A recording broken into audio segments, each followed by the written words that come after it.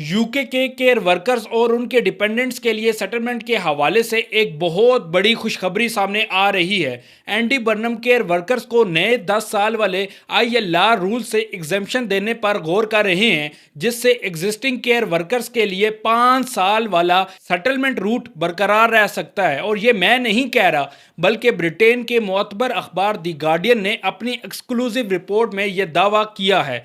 Reports के मुताबिक Andy Barnum अगले कुछ दिनों में अपनी तकरीर के दौरान नेशनल केयर सर्विस और केयर सेक्टर के मुस्तकबिल से मुतल्लिक बड़ी अनाउंसमेंट्स कर सकते हैं। इस सेक्टर से जुड़े लाखों इमिग्रेंट्स इस फैसले का बेचैनी से इंतजार कर रहे थे और शहबाना महमूद की 10 साल वाले सख्त कानून की तलवार जो केयर वर्कर्स पर लटक रही थी, वो इस फैसले के बाद हमेशा के लिए ख़त्म हो सकती है। लेकिन कहानी यहीं ख़त्म नहीं होती। सबसे बड़ा सवाल ये है, क्या ये मुमकिन एग्जेम्पशन यूके आने वाले नए केयर वर्कर्स को भी मिलेगी या फिर ये सिर्फ उन लोगों के लिए होगी जो पहले से ब्रिटेन में हेल्थ और केयर सेक्टर में काम कर रहे हैं। आखिर एंडी बर्नम अचानक इस सेक्टर पर इतना फोकस क्यों कर रहे हैं? और अगर आप खुद केयर वर्कर हैं या आपका कोई अपना इस सेक्टर से वाबस्ता है, तो इस वक्त आपको क्या करना चाहिए? आइए तफसील से समझते हैं। अस्सलाम वालेकुम दोस्तों, मैं हूं ज़बाब और आप देख रहे हैं एनएन डिजिटल यूके। दोस्तों, पिछले चंद सालों में यूके का health and care worker visa दुनिया का सबसे ज़्यादा डिमांड में रहने वाले वीज़ाज़ में शामिल था। पाकिस्तान, इंडिया, बांग्लादेश, नाइजीरिया और दूसरे ममालिक से हज़ारों नहीं बल्कि लाखों लोग एक बेहतर मुस्तकबिल की उम्मीद लेकर ब्रिटेन पहुंचे। लेकिन जैसा कि कहते हैं, हर चमकती चीज़ सोना नहीं होती। बहुत से लोगों को असली जॉब्स मिली, लेकिन बहुत से अफराद फेक स्पॉन्सरशिप्स और फ्रॉड एजेंसीज का शिकार भी बने। किसी ने अपनी ज़िंदगी भर की जमा पूंजी खर्च कर दी, किसी ने कर्ज लिया और जब यूके पहुंचे तो ना प्रॉमिस जॉब मिली और ना ही वो एम्प्लॉयर मौजूद था जिसके नाम पर वीज़ा इशू हुआ था। इसी दौरान लेबर हुकूमत ने इमिग्रेशन सिस्टम को सख्त बनाना शुरू कर दिया।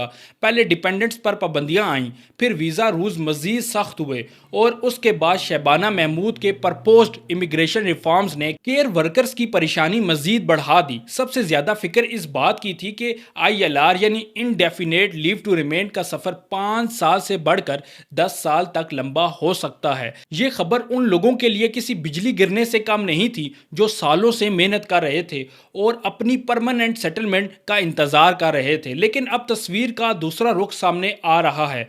द गार्डियन की एक्सक्लूसिव रिपोर्ट के मुताबिक एंडी बर्नम इस बात पर गौर कर रहे हैं कि जो केयर वर्कर पहले से यूके में काम कर रहे हैं, उन्हें नए सख्त आईएलआर रूल से एग्जेम्प्ट किया जा सकता है। यानी मुमकिन है कि एग्जिस्टिंग केयर वर्कर को 10 साल वाले सिस्टम में ना डाला जाए और उनके लिए पुराना सेटलमेंट रूट बरकरार रखा जाए।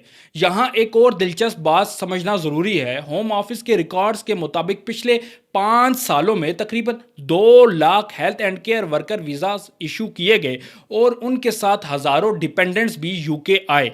अगर ये एग्जेम्पशंस अप्रूव हो जाती हैं तो इसका फ़ायदा बहुत बड़ी तादाद में फैमिलीज़ को मिल सकता है। लेकिन क्या ये मुमकिन एग्जेम्पशन यूके आने वाले नए वर्कर्स को भी मिलेंगी? फिलहाल जो मालूमात सामने आई हैं उनके मुताबिक जवाब नहीं नज़र आता है। दी गार्डियन की रिपोर्ट के मुताबिक एंडी बर्नम इस बात पर गौर कर रहे हैं कि सिर्फ वो केयर वर्कर्स जो पहले से यूके में मौजूद हैं, उन्हें नए सख्त आईएलआर रूल से एग्जेम्पशन दी जाए, जबकि जो लोग मुस्तकबिल में नए health and care worker visa लेकर यूके आएंगे, इम्कान यही है कि उन पर नए इमिग्रेशन रूल्स ही लागू हों। यानी अगर ये प्रपोजल मंजूर हो जाता है तो इसका सबसे बड़ा फ़ायदा उन लोगों को मिलेगा जो इस वक्त ब्रिटेन में केयर सेक्टर का हिस्सा हैं और अपनी सेटलमेंट का इंतज़ार कर रहे हैं। अलबत्ता एक बात याद रखिए, अभी ये फाइनल पॉलिसी नहीं है। होम ऑफिस की कंसल्टेशन मुकम्मल होने के बाद ही वाजिया होगा कि एग्जेम्पशन किन लोगों को मिलेगी और इसकी फाइनल शराइत क्या होंगी, क्या हो सकती हैं।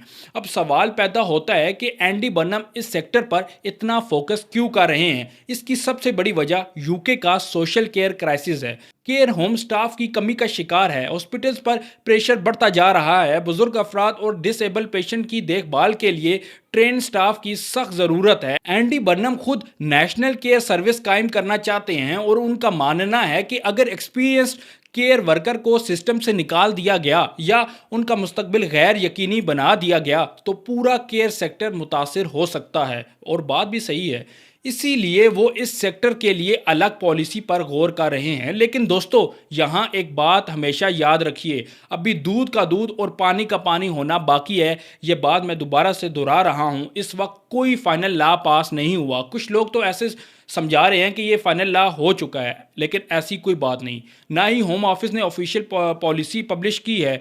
गार्डियन की रिपोर्ट्स के मुताबिक इस प्रपोजल पर कंसल्टेशन के बाद इस साल के आखिर तक मजीद प्रोग्रेस हो सकती है। अगर आप केयर वर्कर हैं तो इस वक्त सबसे बेहतर काम यह है कि अपनी employment history, pay slips, tax records, sponsorship details और तमाम इमिग्रेशन डॉक्यूमेंट्स को मुकम्मल और अपडेटेड रखिए। अगर कल को एग्जामिशन अनाउंस होती है तो आपके डॉक्यूमेंट्स ही आपकी सबसे बड़ी ताकत होंगी। और याद रखिए, इमिग्रेशन के मामलात में अफवाहों पर नहीं बल्कि ऑफिशियल अनाउंसमेंट पर भरोसा किया जाता है। जैसे ही इस पॉलिसी से मुतल्लिक कोई फाइनल अनाउंसमेंट या होम ऑफिस की तरफ से नए अपडेट सामने आते हैं, हम सबसे पहले उसकी मुकम्मल तफसील आप तक पहुंचाएंगे। अगर आप या आपका कोई दोस्त या रिश्तेदार यूके के हेल्थ एंड केयर सेक्टर में काम करता है तो इस वीडियो को ज़रूर शेयर करें ताकि हर शख्स तक ये अहम अपडेट पहुंच सके। वीडियो को लाइक करना और चैनल को सब्सक्राइब करना मत भूलिएगा। अपने होस्ट ज़बाब को दीजिए इजाज़त।